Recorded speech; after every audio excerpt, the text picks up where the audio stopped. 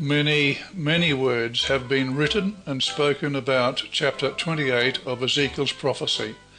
The reason is that it is quite a difficult passage to interpret, and it lends itself to mysterious and fabulous interpretations. But a clear-headed examination of what Ezekiel really says shows that there's no mystery. Let's look at the first 5 verses of the chapter. The word of the Lord came to me, saying, Son of man, say to the prince of Tyre, Thus says the Lord God, because your heart is lifted up, and you say, I am a god, I sit in the seat of gods, in the midst of the seas, yet you are a man, and not a god, though you set your heart as the heart of a god. It's important to note that in the NKJV and some other Bible versions, the oracle from God is set in poetic format. We would expect then that the ideas expressed will be in very figurative, poetic language. The figurative language has led to some very fanciful interpretations by many commentators. So, Ezekiel has been given a message to give to a person called the Prince of Tyre. Is it only to that man who ruled Tyre and to his nation in Ezekiel's time? Or is it about a mighty angel that rebelled against God in heaven and was exiled to the earth and given the name the devil or Satan? Or is it on the surface about a king who becomes, on closer examination, a symbol for the rebellious, satanic devil angel? It's clear to me, and I hope it will be clear to you, that A is the answer, and that B and C are incorrect. First, it should be said that most commentators bring Satan, the devil, or Lucifer into their comments, but none of these names appears anywhere in this chapter, nor anywhere in Ezekiel's prophecy. Let's examine a little more closely the first 5 verses. In verse 2, the Prince of Tyre is accused of claiming to be a god because he sits in the midst of the seas. This is an obvious reference to the coastal and island city of Tyre, which in the ancient mythology of the Tyrians rose out of the sea as the home of the god Melkart. In verses 2 and 3, his identity as a man is set beyond doubt. You are a man. And he's compared with the man Daniel, a comparison that would lose its point if a mighty angel was said to be wiser than Daniel. In verses 4 and 5, the emphasis is on the riches that the king possessed, riches of gold and silver that were gained by trade. This fits the great trading nation of Tyre, but makes no sense if applied to an angel, even a wicked one. In fact, the whole idea of an angel that rebelled in heaven is not found in the Bible. It's a myth based on the traditions of men.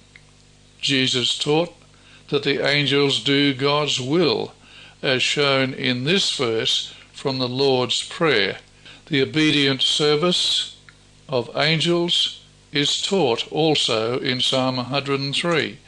God's angels are his ministers who do what pleases him. And the New Testament book of Hebrews teaches that all the angels are ministering spirits working with men and women who are striving towards salvation.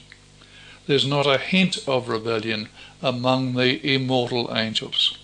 No, Ezekiel 28 is not a message to an angel, it's a message to the earthly kingdom of Tyre, just as the chapters around it are about earthly kingdoms, addressed in most cases to the king of each kingdom: Ammon, Moab, Edom, Philistia, Sidon, and Egypt. And Tyre, the earthly kingdom, appears in Bible prophecies written by other inspired prophets. Isaiah chapter 23, Jeremiah chapter 27, Joel in chapter 3, Amos in chapter 1, and Zechariah in chapter 9. All of these are about the nation of Tyre, with no mention of a mythical angel called Satan or the devil.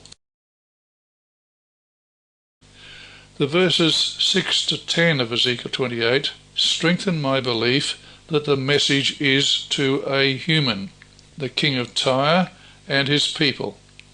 Again, there's no mention of angels. Would alien nations attack an angel? It says there, I will bring strangers against you, the most terrible of nations. Would swords be any use as weapons against an angel? They shall draw their swords against the beauty of your wisdom, and you shall die the death of the slain. Angels don't die, but men and women do, and history details the slaying of many Tyrians by enemies such as Nebuchadnezzar and Alexander the Great. Here it is again. Ezekiel is talking to a man. The words shall be are supplied by the translators, but they could correctly have said, you are a man. And the certain death of the king of Tyre is stressed again. So he's not an eternally living angel. By dipping into history, we see that when the kingdom of Israel was at its greatest extent and glory, Tyre was ruled by a king called Hiram I. King David ruled over the 12 tribes of Israel from 1003 BC until 970 BC, and Solomon followed him, ruling from 970 to 930 BC. And Hiram I ruled Tyre from 980 to 947 BC. So Hiram's reign overlapped the reigns of David and Solomon for 33 years, quite long enough for him to become thoroughly acquainted with these two neighbouring kings. The Bible states that Hiram had a great affection for David and provided materials and craftsmen for the construction of David's palace. When Solomon became king, Hiram repeated that generosity and helped build the magnificent Temple of Solomon. It's even possible that Hiram became a fellow worshipper with Solomon of the God of Israel. Most probably he visited many times as a worshipper at this temple. Notice what Hiram said about Solomon. Blessed be the Lord, for he has given David a wise son over this great people. Hiram used the special name of Israel's God, Yahweh. Did Hiram accept Israel's God as the only true God? However, by the time Ezekiel gave his prophecies around 586 BC, Hiram I had been dead some 360 years, and Tyre was now ruled by Ethbaal II. Israel had fallen on bad times. The great kingdom of Israel had split into two kingdoms, 10 tribes in the north, who went into captivity in 721 BC, 2 tribes in the south around Jerusalem. This 2-tribe kingdom went into captivity in 586, and Ezekiel was from this latter kingdom. All his prophecies were written while he was in exile in Babylon. Judging by the content and tone of Ezekiel's message to the king of Tyre, Tyre had incurred the wrath of God by perverting the worship system that had been modelled on that of Israel in the time of Hiram I. With this historical background in mind, let's look at those phrases in Ezekiel 28 verses 12 to 16 that seem to point to an evil angel target of God's condemnation. Ezekiel 28:13, you were in Eden, the garden of God. The people of Tyre under Hiram I, and probably under later kings, were associates of and constant visitors to God's people of Israel.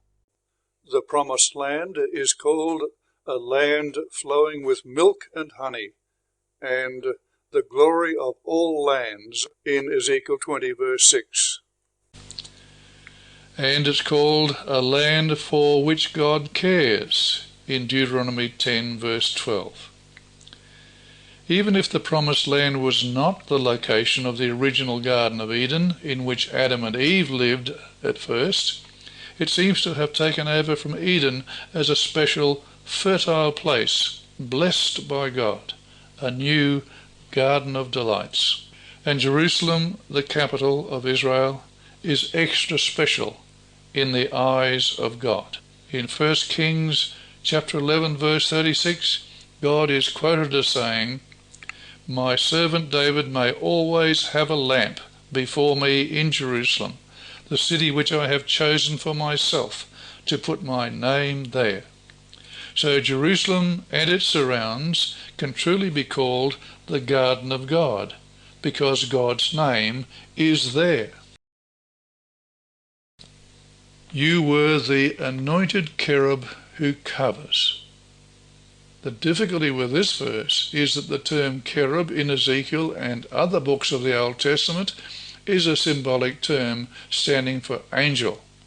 So was the king of Tyre an angel? Notice, however, that the word were is enclosed in square brackets to signal that this has been added by the translators. It's not there in the original manuscript. Other versions of the Bible, particularly the Revised Version and the Net Bible, show that Tyre was with the anointed cherub. I placed you there with an anointed guardian cherub. This should remind us of Exodus 23 verse 20, where God appointed a special angel to lead and guard the Israelites through the wilderness and into the promised land. "Behold, I send an angel before you to keep you in the way and to bring you into the place which I have prepared." This difficult verse we've been considering indicates that the protection given by the special guardian angel to the Israelites was also extended to their allies, the nation of Tyre.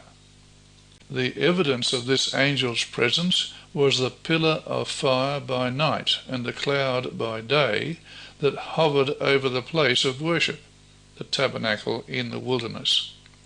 The Israelites in the camp around it were protected and guided by this guardian angel. Isaiah wrote of this protection in chapter 63 verse 9. "In all their affliction God was afflicted, and the angel of his presence saved them.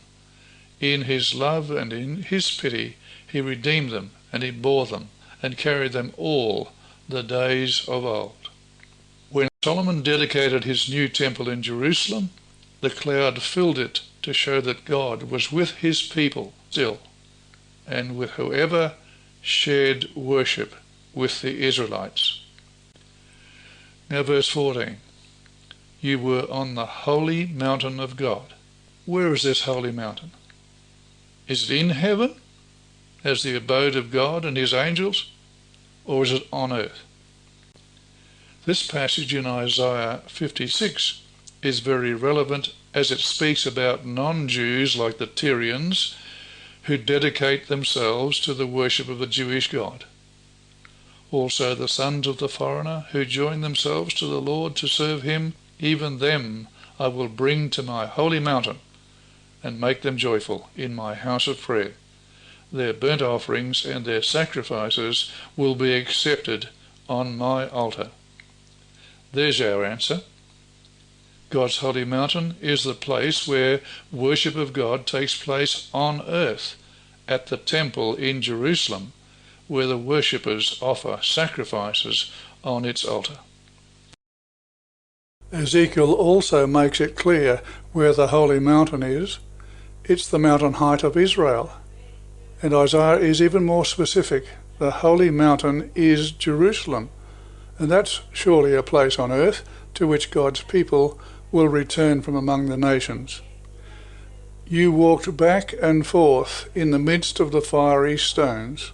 Some people think this is referring to the devil or Satan presiding over the torments of the wicked in hellfire. But is it really? The fiery stones phrase is referring to inhabitants of the promised land. How come? Well, fiery stones can refer to gemstones. The beauty of gemstones is seen in the way they flash forth the light that falls on them, coloured by the essential nature of each gemstone. The high priest who led the worship at the temple wore a breastplate studded with 12 gemstones. These gemstones would have flashed brilliantly as the high priest entered the most holy room of the temple, in which the glory of God shone as a blinding light.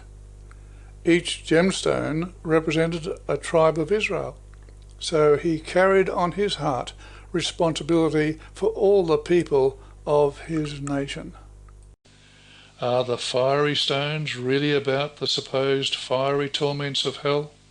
Here's my answer. No, it's not about Satan presiding in hellfire.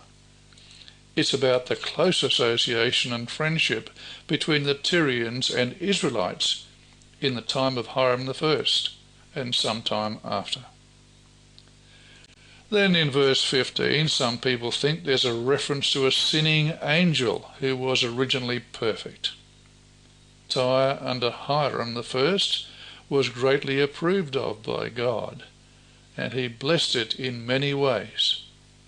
But what sins did it become guilty of? Firstly, because Tyre has sinned against Jerusalem. Aha! She is broken who was the gateway of the people. Now she is turned over to me. I shall be filled. She is laid waste. Therefore thus says the Lord God, Behold, I am against you, Tyre. This prophecy was delivered in 586 BC, probably after Nebuchadnezzar had destroyed Jerusalem and its temple. Note the words, she, that is Jerusalem, is laid waste. The laying waste has already taken place when Ezekiel delivers this prophecy. So the Tyrians were planning to take over Jerusalem after Israel's destruction.